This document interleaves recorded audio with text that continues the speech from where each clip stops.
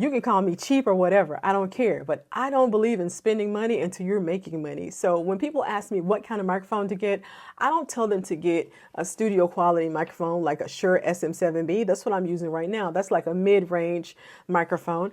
I tell them to get a USB microphone because that's what I started with.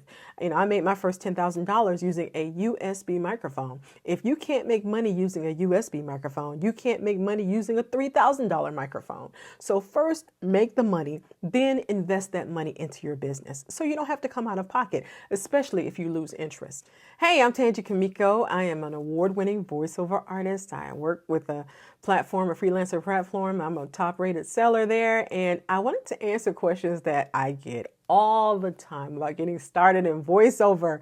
My gosh, it's so many ways to get started in voiceover. So I can simply tell you how I got started and kind of answer some of the questions that you might have. Every year, we get a lot of questions about how do you get started in voiceover? How's it going? How do I get to Disney? Listen, I can't help you get to Disney right now, but I can help you get started with no agent, with no auditions, and with very minimal expenses. There are so many ways to get started in voiceover. The first thing I recommend, though, is that you get comfortable with your voice.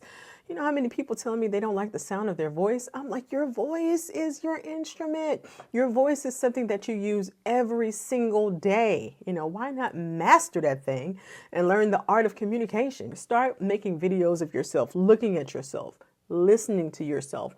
Listening to yourself when you have conversations with people around you, because you want to sound as natural as possible in the booth. You don't want to sound like you're reading a script. The first thing you want to do is master your voice, because you're going to have somebody else's words. You need to learn how to use your instrument to make their words make sense. You know what I mean? So if you don't know how to use your instrument, that's just like getting sheet music put in front of you and you struggling trying to figure out what the notes are. You got to learn how to play your voice like a piano. You got to be a master at it. So many different ways to say everything. So many different ways to say everything. So many different ways to say everything. So many different ways. You get it, right?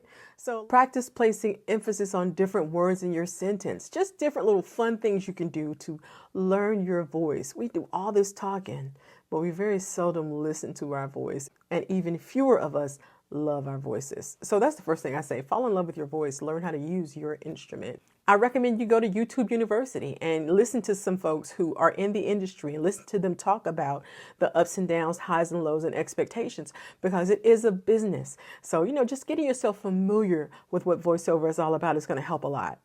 And of course, I recommend that you get professional coaching. But I don't recommend that until your pocket is comfortable, because that's an investment. Once you start making money, then you can take that money and invest it back into your business. And of course, you can market yourself through emails, word of mouth, online platforms, and all this kind of stuff. These online freelancer sites, which is how I got my start in voiceover, is a great way to get a global audience with no experience, no expectations, no auditions, no agents. You're on stage. So even though there are no auditions, your profile is your audition. They listen to your voice. And so when I coach my clients, I help them learn how to post on these different platforms so that they can learn how to attract, grab attention, keep that attention, and then deliver on the back end. Like I said before, there are some things that you need in voiceover, but I don't believe in spending a lot of money until you're making a lot of money, okay? And I recommend that my folks start with a USB microphone. That's going to be like anywhere from $50 to $150. It doesn't have to be an expensive piece of equipment, because if you can't make money using a USB microphone, you can't make money using a $3,000 microphone. So I don't encourage you to spend a lot of money right up front until you learn your voice, until you learn what it looks like on stage, or in the booth, should I say, and until you learn how to make money using your voice. And that's one thing I love about the online platforms. It's no investment. You put your profile up, your client comes to you, they book you for a job, and you've started. Freelancer websites are a great way to start building client relationships and learning good old-fashioned customer service. But the money things that you're going to have to put out up front is to get a laptop if you don't have one. I recommend a laptop because they're quieter than desktops normally, and also a microphone. Like I said, a good old USB microphone. You just plug it right into your laptop and get started. Now with a USB microphone, they pick up everything.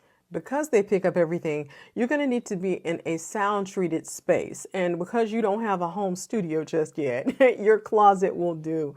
If you have a walk-in closet that you can stand in and turn around, that's enough space. When I started voiceover, I was sitting in my bedroom on an ironing board with a USB microphone, and I made enough money to buy what I needed to further my business. So that's what I want to tell you. People are going to tell you all kinds of things about getting started in voiceover. And I'm telling you, when you're really starting, when you're really grassroots, you don't have to spend a lot of money. But what you do have to do is master your voice. Another physical need is a way to market yourself. Now, once you're comfortable with your voice and you've been practicing and you've got some clients under your belt, you may want to email some businesses. You may want to talk to your mom's church, your cousin's church, and let them know you can do church announcements. Local businesses, barbershops, beauty parlors, restaurants. Find people who need a voice for their vision, people who need a voice for their brand. So just in case I'm not being clear, things that you need to start in voiceover is number one, confidence in your voice, a mindset to keep going. These are like intangible things, and the decision to keep going even when it gets rough, because it's going to get rough. There's a new skill, so you're learning something different. Physical things you're going to need is a microphone, a laptop. I recommend a laptop over a desktop, unless you have a later model desktop, because desktops tend to have that fan that's really noisy. So you need a quiet computer in order to record. You need a microphone. You also need a space to record in. A closet is great. I still work in my closet.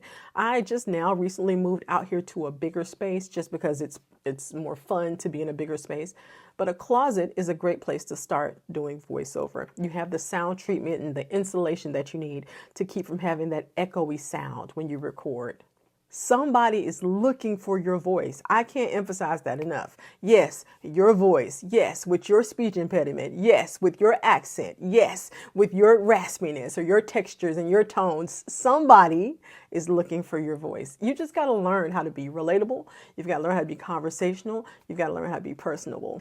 I'm here to be the person that I wish I had when I got started. I'm here to help you not waste a lot of time and not waste a lot of money. There are so many ways to get started in voiceover, and voiceover can go from the local barbershop all the way to Disney, but you gotta get started, and that's why I'm here. So until next time, I'll see you in the booth.